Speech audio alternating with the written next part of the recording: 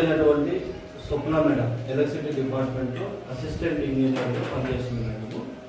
ఆ మేడం గారే ఈ చెక్కులు కూడా మీకు అందరికీ ఫీజు కూడా మేడమే కట్టుకుంది. సో మన అందరి తరఫున స్వప్న మేడం గారికి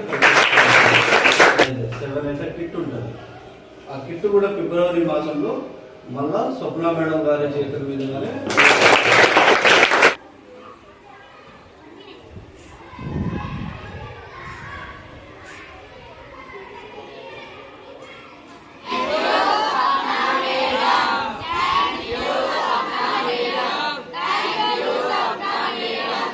నోట్బుక్స్ జూలైలో ఇచ్చాము. ఇప్పుడు సెప్టెంబర్ మాసంలో మీరు మార్చిలో ఎగ్జామ్స్ రాస్తారు కదా, ఫీ కట్టాలి.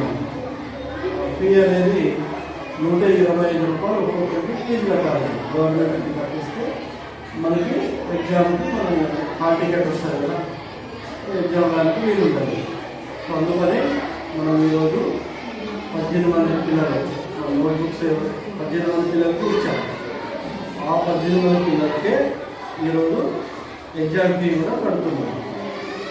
దాత అయినటువంటి ఎలక్ట్రిసిటీ డిపార్ట్మెంట్లో పనిచేస్తున్న ఏఈ గారు స్వప్న మేడం గారు. సో నోట్బుక్స్ కూడా ఆమెనే హెల్ప్ చేశారు, ఎగ్జామ్ ఫీ కూడా మేడమే హెల్ప్ చేస్తున్నారు. కాబట్టి మీరు ఈ దాతలు ఇచ్చే సహకారంతో కొంత మనం కూడా అందిపుచ్చుకొని మీరు కూడా బాగా రిప్లై చేసుకొని మంచి మార్కులతో పాస్ అవ్వాలి.